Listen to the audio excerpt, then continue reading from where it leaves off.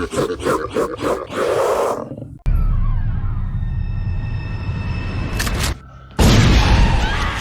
she in? I'm working on it.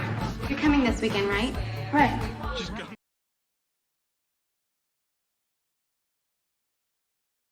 Film dimulai dengan rombongan anak-anak muda yang terbagi dalam dua mobil sedang menuju ke peternakan untuk mengadakan pesta akhir pekan. Di mobil depan ada Red yang punya rencana untuk mengadakan pesta di peternakan keluarganya. Lalu sepasang kekasih Jack dan Merlin.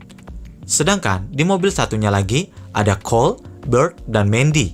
Terlihat mereka sangat menikmati perjalanan ini. Di tengah perjalanan, mereka menyempatkan diri untuk sekedar nongkrong dan istirahat sebentar. Di penghujung perjalanan, sempat-sempatnya Merlin dengan baik hati memijat rudal imut Jack yang mungkin sedang salah kiblat. Karena kondisi jalan menuju peternakan yang rusak, akhirnya mereka memutuskan untuk bergabung di dalam satu mobil dan meninggalkan mobil satunya di depan gang.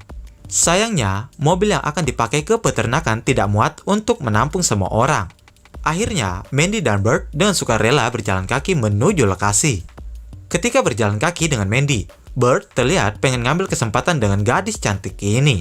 Namun, Mandy menolak secara halus rayuan manja dari Bert. Tak berselang lama, datanglah Guard yang bilang kalau dia disuruh oleh Red untuk menjemput Mandy dan Bert. Setelah itu, mereka membuka liburannya dengan berenang di danau. Sebelum mulai berenang, Mandy melakukan pemanasan dengan berlari kecil menuju danau. Tapi di perjalanan, dia melihat genangan darah di jalan setapak. Mandy pun cuek karena mengira itu adalah darah dari hewan liar yang terluka di sekitar sana. Saat berenang, para cowok tampak sakne karena melihat tubuh seksi Mandy yang hanya dibalut bikini. Tiba-tiba, hampir saja kesialan menimpa mereka sebelum akhirnya Guard menembak seekor ular yang diam-diam mendekat. Guard lalu bilang sebelum berenang, sebaiknya mereka melempar batu terlebih dahulu sebagai peringatan pada hewan liar penghuni tempat tersebut. Mandy mendapat tantangan untuk mengajak Guard bergabung bersama teman-temannya. Namun, Guard menolak karena dia harus bekerja menjaga peternakan. Karena bercanda yang kelewatan, akhirnya Jack ngambek dan pergi menjauh. Sementara Merlin yang merasa bersalah lalu menyusul Jack ke dalam kandang kuda. Di sana dia berusaha membujuk Jack dengan caranya sendiri, dan tentunya Jack pasti selalu suka dengan cara tersebut.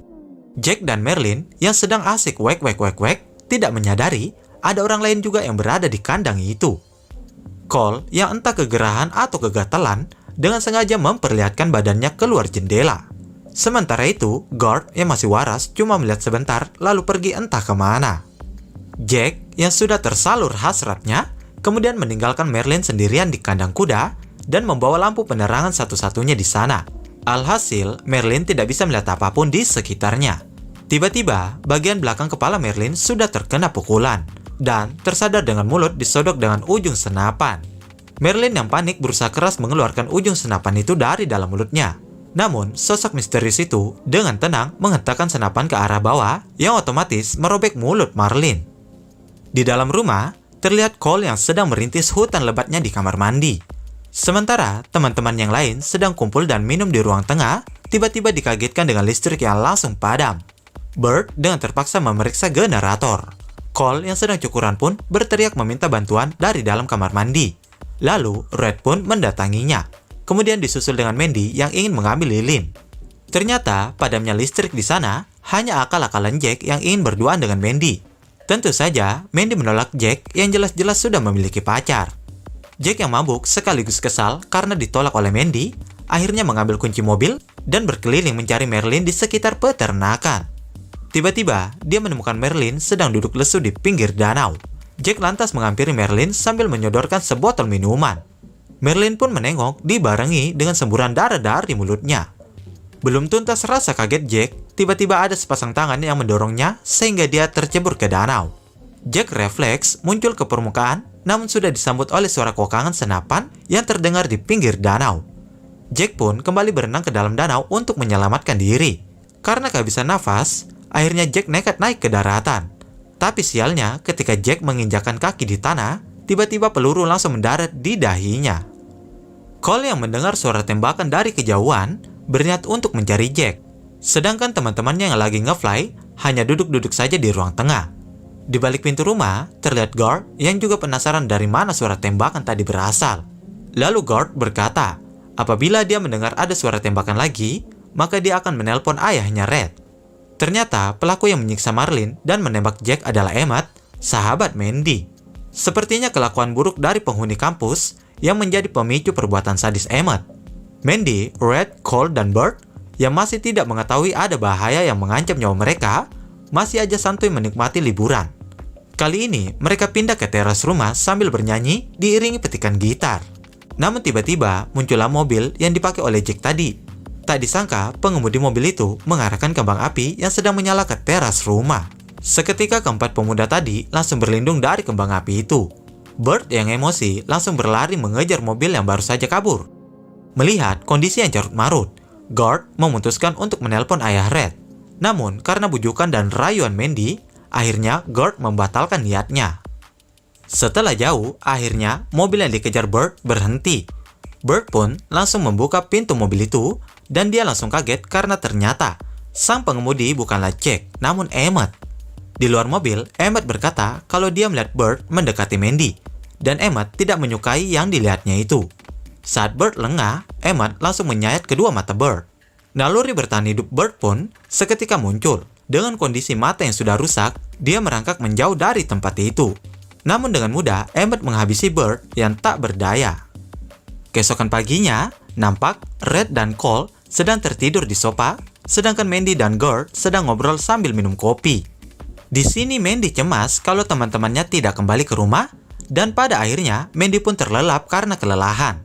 Guard yang mendengar suara dari lantai atas rumah langsung mengeceknya, dan ternyata itu hanya akal-akalan Emmett agar perhatian Guard teralihkan.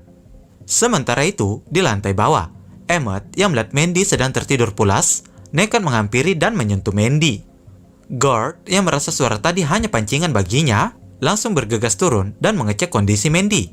Namun untungnya, Mandy masih berada pada tempatnya dan terlihat tidak apa-apa.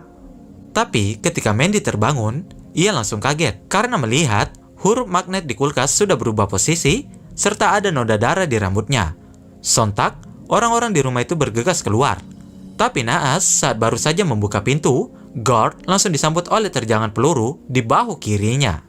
Suasana menjadi semakin panik. Mandy mencoba menelpon, tapi tidak bisa. Sepertinya jaringan telepon di sana sudah diputus oleh pelaku. Cole mengintip keluar jendela dan melihat ada seseorang di depan rumah. Red dan Cole pun nekat keluar rumah untuk mencari bantuan. Saat berlari menyusuri jalan, mereka dikagetkan oleh mayat Jack dan Marlene yang dibiarkan begitu saja di pinggir jalan. Akhirnya mereka sampai di depan gang dan melihat mobil yang mereka tinggalkan di sana. Dan bodohnya, mereka masih saja sempat kecup-kecup mesra karena saking bahagianya. Namun ciuman tersebut tak berlangsung lama.